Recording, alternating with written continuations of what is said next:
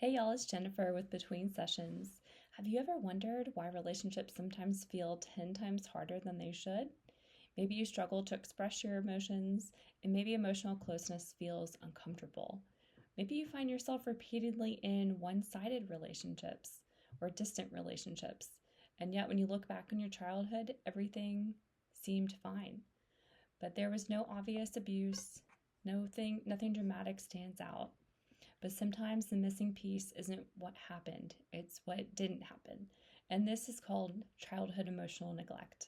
And it can quietly shape the way that you experience relationships as adults. So, what is childhood emotional neglect?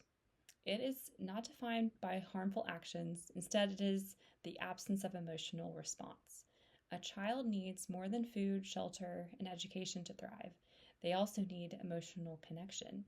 Things like validation, comfort, guidance, attention to their feelings.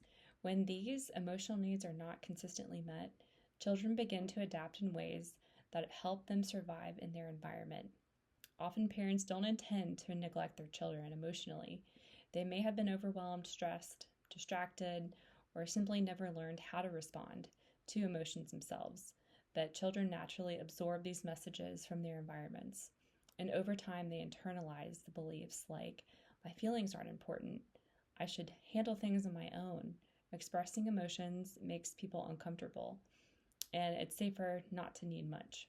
These lessons can follow us into adulthood and shape the way we experience relationships.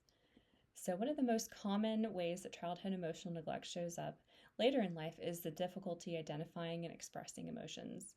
If feelings weren't acknowledged growing up, you may not have learned the language of emotions. As an adult, this can look like saying I'm fine even when something is bothering you, feeling overwhelmed during emotional conversations, struggling to explain what you feel, or shutting down during conflict. Partners may interpret this as emotional distance or lack of care, but often it's not about not caring. It's about never having learned the skills needed to communicate emotions comfortably. So, children who grew up with emotional neglect often learn to rely heavily on themselves, and independence becomes a strength. But sometimes independence also makes emotional closeness feel unfamiliar or even really uncomfortable. In adult relationships, this might show up as pulling away when relationships start becoming more serious, avoiding vulnerable conversations, and feeling overwhelmed by your partner's emotional needs, or not needing a lot of emotional or needing a lot of emotional distance to feel safe. It's not that you don't want the conversation and the connection, but it's that the early experiences, they may not have given you enough practice to safely feel emotional closeness. Another common pattern that is connected to emotional neglect is putting other people's needs ahead of your own. So if your emotional needs are overlooked, if they were overlooked as a child, you may have learned to minimize them. And as adults, this can lead to patterns like people pleasing. I see that one a lot. Difficulty setting boundaries, that also is challenging for many of my clients, and ignoring your own emotional needs, staying in one sided relationships longer than you should. And over time, this can leave people feeling very drained, unappreciated, and emotionally invisible. And that is that cycle perpetuating. So many adults who've experienced emotional neglect describe a persistent sense of emotional disconnection. And this, you might notice that other people seem comfortable sharing their feelings, while it feels really difficult and unnatural for you to do so. Some people describe feeling lonely even when they're in a relationship, emotionally numb, uncomfortable with intimacy, or worried that others truly won't understand them. These experiences can sometimes lead people to believe that something is wrong with them emotionally.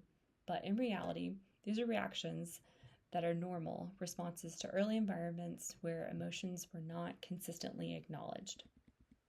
The good news is that emotional neglect does not have to define relationships forever, especially with the help of therapy.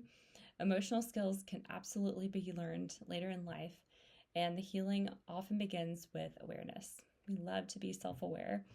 Once you recognize how early experiences shaped your emotional habits, you can begin developing skills that may be missing. Some of the important steps include learning to recognize and name your emotions, practicing expressing your needs, and setting healthy boundaries, and gradually becoming more and more comfortable with emotional closeness.